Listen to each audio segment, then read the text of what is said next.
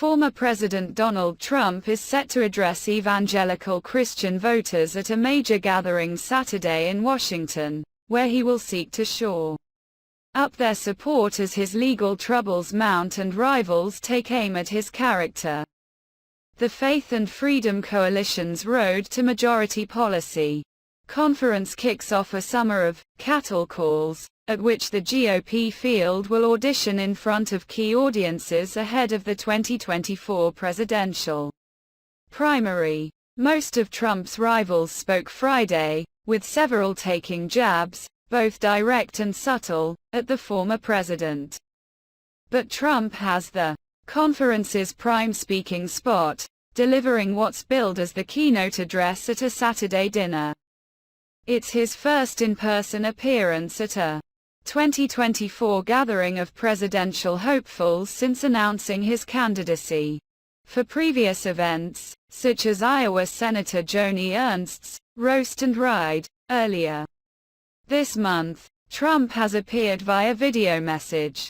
The Faith and Freedom Conference provides a window into a critical constituency in the Republican nominating fight: evangelical voters.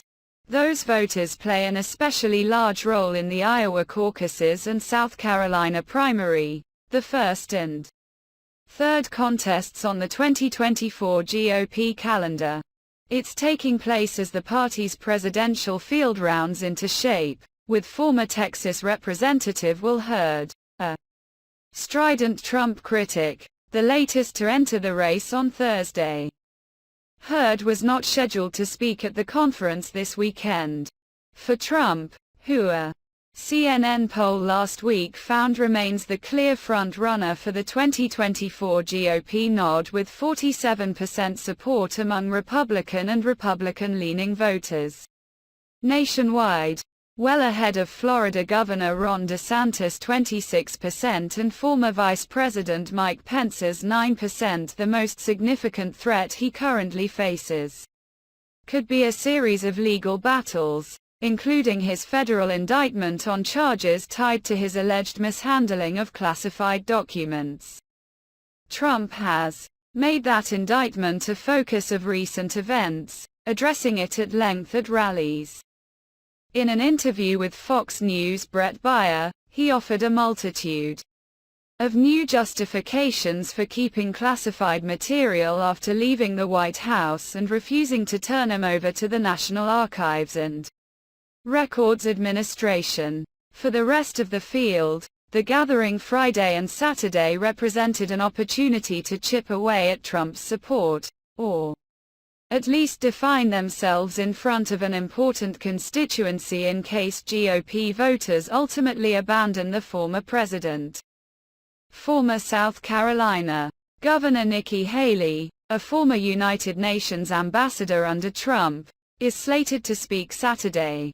Most other major contenders for the 2024 Republican nomination appeared Friday. The Trump-heavy lineup, with the former president in the keynote slot and a number of his allies, including former Arizona gubernatorial nominee Kari Lake, South Carolina Senator Lindsey Graham and Florida Representative Byron Donalds, on the speaker's roster, underscores his dominance within the party.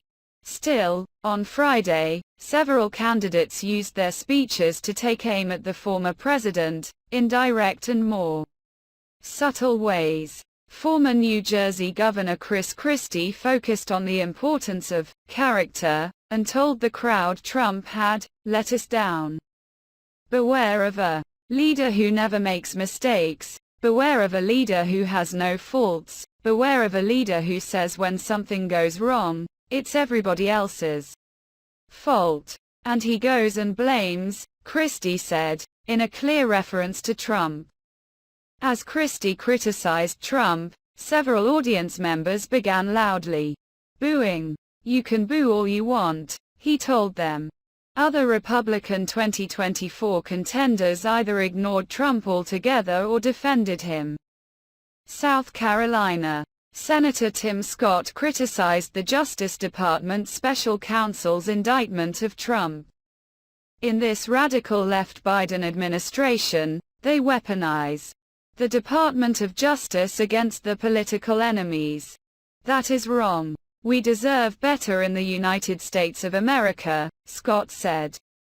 A key issue in GOP debates beginning this summer could be abortion. Trump, who has fielded questions about the issue by taking credit for the U.S. Supreme Court's reversal of Roe v. Wade, has avoided being pinned down on whether he supports a federal ban on abortion rights and if so, after how many weeks of pregnancy he would want such a ban to take effect.